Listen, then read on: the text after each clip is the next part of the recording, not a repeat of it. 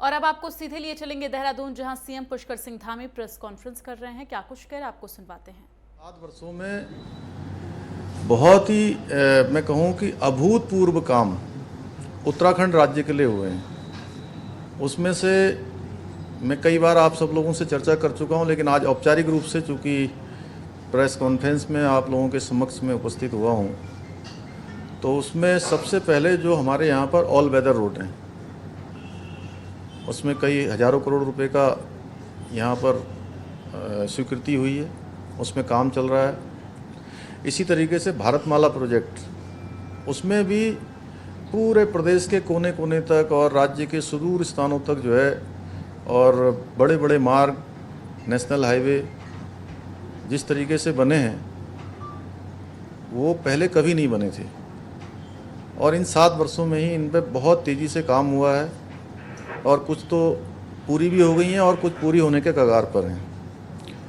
इसी प्रकार से 125 किलोमीटर जो रेलवे लाइन है, रेल निगम के द्वारा जो काम हो रहा है, ऋषिकेश से लेकर कर्णप्रयाग रेलवे लाइन, उसका काम भी बहुत तेज़ी से प्रगति पर है।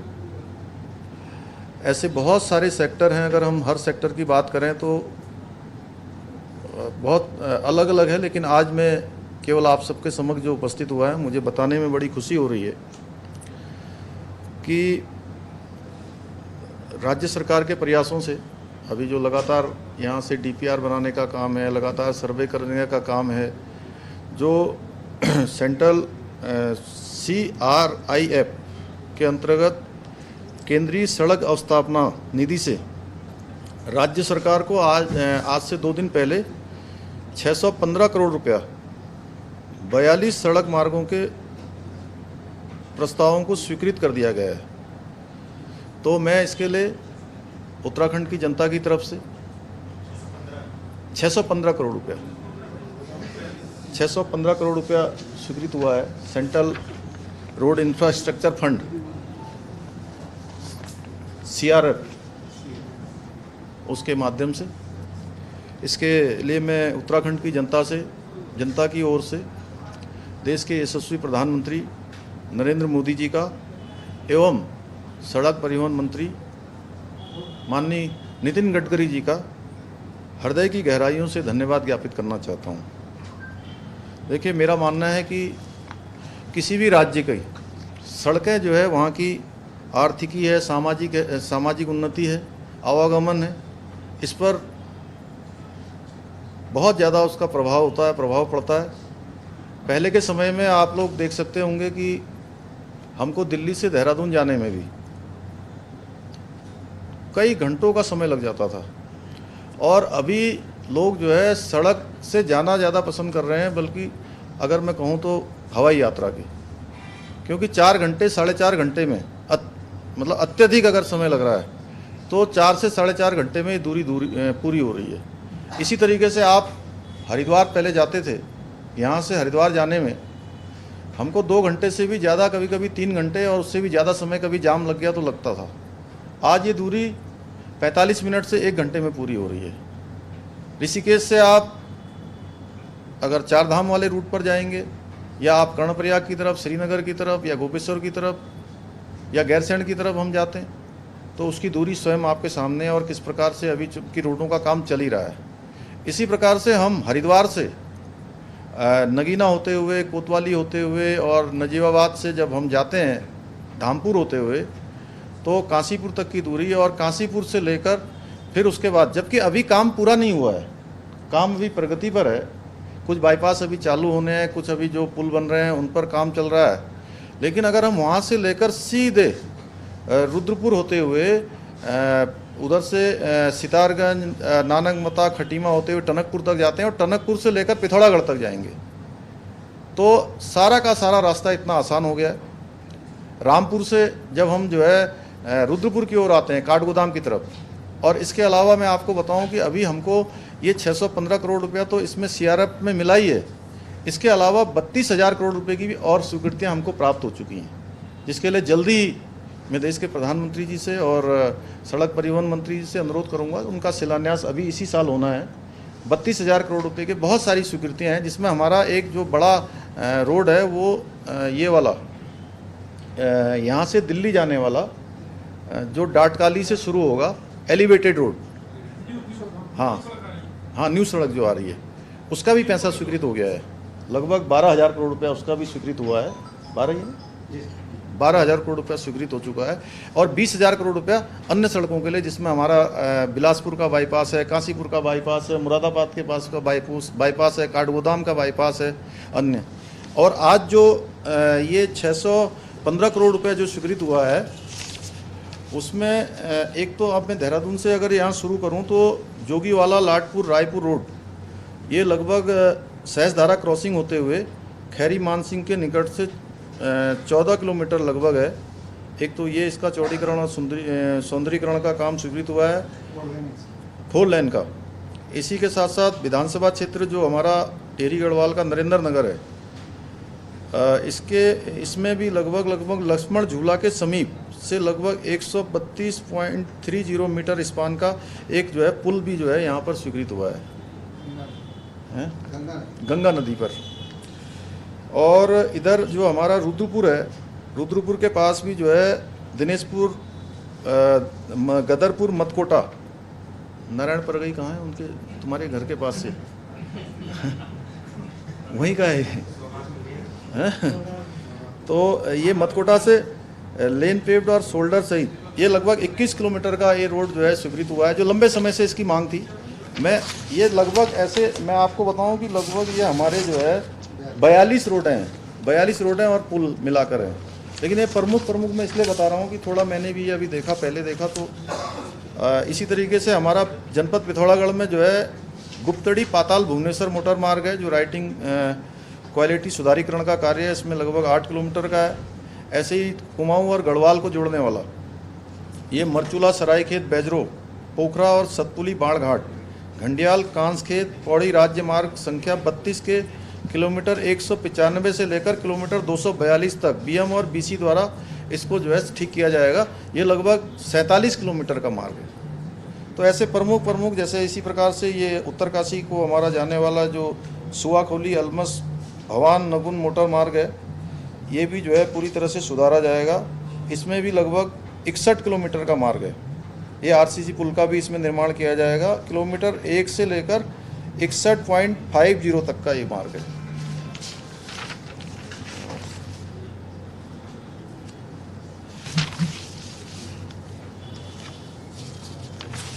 तो ऐसे बहुत सारे मैं अभी आपको इसमें लिख के दे देंगे सब लोग, एक सूची आप लोगों को उपलब्ध करा दूंगा। तो यही बात, आप लोगों को कुछ पूछना हो तो आप पूछ सकते हैं। इस मत से पहली बार पैसे मिले हैं क्या? नहीं, पहली बार नहीं मिले हैं, मैं बता रहा हूँ।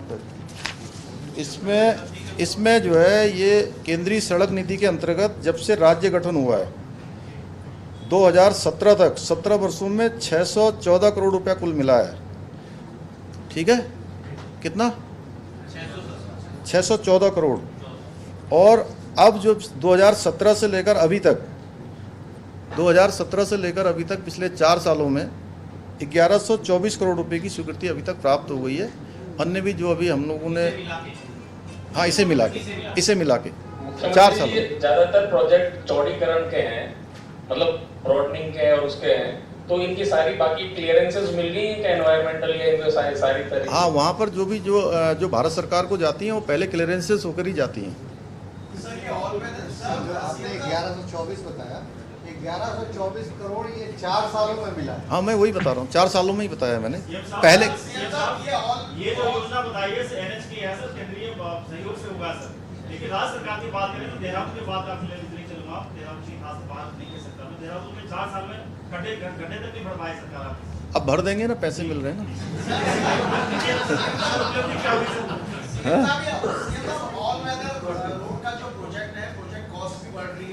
और इसका जो समय था वो भी अब बढ़ता जा रहा है। कोई टेंटेटिव अधिकारी आपको बता पाए कि कंप्लीट कब होगा ये, क्योंकि ये तो बढ़ता ही जा रहा है आगे। आप लोगों को मालूम है कि ये मामला माननीय न्यायालय में अभी चल रहा है और हम भी वहाँ अनुरोध कर रहे हैं कि जल्दी से जल्दी उसका जैसे ही हल हो जाएगा तो टाइम बॉन्ड उसको करेंगे। सर राज्य की तमाम योजनाएं जो निर्माण कार्य होने थे वो फॉरेस्ट की क्लियरेंस के चलते नहीं हो पा रहे, तमाम चीजें जो है केंद्र में अटकी हुई हैं। आखिरकार क्यों जो हमारे यहाँ से पैरवी नहीं हो पा रही है, बेहतर पैरवी, जिससे तमाम योजनाएं धरातल पर दिखाई दे सकें? नहीं, उसको हम लोग देख रहे हैं। अभी जहाँ पर अगर कहीं इस प्रकार का वो आ रहा है तो उसके लिए जो है व्यवस्था बना रहे हैं कि जल्दी जो है उसको क्लियरेंस मिले, और बाकी जो न्यायालय में मामले हैं उनके लिए भी हम ठीक प्रकार से पैरवी करने की व्यवस्था कर रहे हैं। चौधरी जी, हरिद्वार से देहरादून 4 लेन हो चुका है, लेकिन सिर्फ जोगी वाले का ऐसा स्पॉट बन गया है बॉटल नेक टाइप का, क्या उसका कोई परमानेंट सॉल्यूशन सोच रही गवर्नमेंट? जोगी वाला चौक, हाँ, जोगी वाला चौक के लिए ऑलरेडी पहले ही टेंडर हो चुका है, जल्दी उसका सुधारीकरण हो जाएगा। सर 4 दिन में सर 2 बार आपने आदेश दे दिए हैं सचिवालय खोलने का और मीडिया सेंटर, अभी तक अधिकारी कोई बात ही नहीं मान रहे हैं। मतलब ऐसा तो ये आप बुलाना ही नहीं चाहते हो सचिवालय में, क्लियर हो जाए एक बार। 2 बार आपने बोल दिया सर, आपके आदेश के बाद अधिकारी कोई सब तरह के लोग घूमते हैं सचिवालय में, पत्रकारों के लिए अलाउ नहीं है।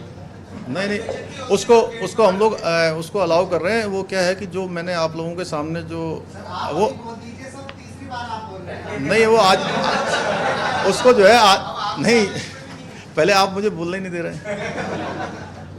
वो क्या है कि जो आप लोगों से मेरी बात हुई थी उस दिन के बाद से जो है, चूंकि सचिवालय में हम लोगों का आना तो हुआ लेकिन इस विषय पर चर्चा नहीं हो पाई। मैं आज जो है आज इसको अभी से जो है लागू करवाता हूँ।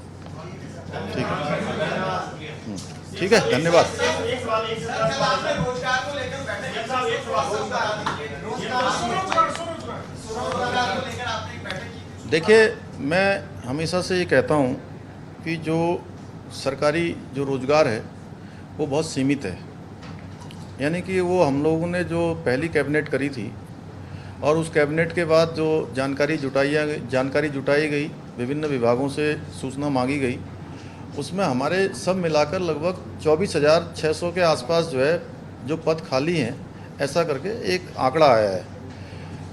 तो केवल इतने भर से चूँकि नौजवान युवा बेरोजगार बड़ी संख्या में हैं, तो मेरा ये मानना है कि सरकारी नौकरियों पर तो जितने लोग आएंगे, लेकिन उसके साथ साथ जो स्वरोजगार है उसके माध्यम से हम लाखों लोगों को जोड़ने का काम करेंगे। कल जो हमने बैठक की है स्वरोजगार को लेकर, उसमें बैंकों के लोग भी थे, उसमें विभिन्न विभागों के लोग भी थे, और आगे लगभग 65,000 का आंकड़ा आया है। हमने कहा है कि उसको लगभग 1 लाख करिए, और 1 लाख करने के लिए जो है उस पर सहमति भी बनी है। आने वाले समय में 15 अगस्त तक हम सारे उसको जो है 1, 2, 3 चरणों में और एक साथ कैंप लगाकर, कई बार देखने में ये आया, चूँकि बैठक में मैंने इस मुद्दे को उठाया था, इसमें मैंने बैंक के लोगों से भी अनुरोध किया कि अब जितनी भी एप्लीकेशनें जिन विभागों से भी वो फॉरवर्ड होकर वहाँ जाएँ, वो केवल औपचारिकता के लिए न जाएँ। देखने में ये आया है कि बहुत सारी एप्लीकेशनें वहाँ से फॉरवर्ड हो जाती हैं जो हज़ारों में होती है और सैकड़ों में ही स्वीकृति प्राप्त हो पाती है। तो इससे आवेदन करने वाले लोगों को परेशानी होती है। उसके लिए हमने कहा है कि एक ही जगह पर कैंप लगाया जाए, वहीं पर उनकी एप्लीकेशनें ली जाएं, अगर उसमें कोई आपत्ति है तो वहाँ पर उनको वहीं पर उनका निस्तारण किया जाए, और उसी दिन उनको जो है वहाँ से बैंक के लोन की भी स्वीकृति दी जाए। मेरा एक सवाल है, आपकी सरकार की नीयत और नीति दोनों एक बार जीरो टॉलरेंस की रही है। पूर्व मंत्री की बात है, 2 विभाग है, आपके मंत्री के जांच चल रही है, क्या उस पर अपने स्टेप क्या रहेगा? कौन सा? श्रम विभाग का भी है और देख रहे हैं अभी अभी इन्हीं सब चीज़ों के लिए रास्ता निकालने के लिए मैं आया हूँ। हाँ?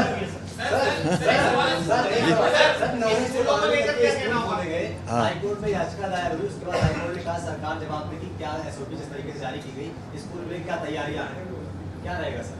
देखिए, ऐसा है कि पहले भी हम लोग कोरोना को लेकर बहुत सारे निर्णय लिए हैं हमने, सरकार ने, और अभी भी हम जो निर्णय लेंगे वो सबसे ज़्यादा बच्चों के स्वास्थ्य को लेकर, उनकी सुरक्षा को लेकर, उनके भविष्य को लेकर भी, तीनों चीज़ों को ध्यान में रखते हुए फैसले लेंगे।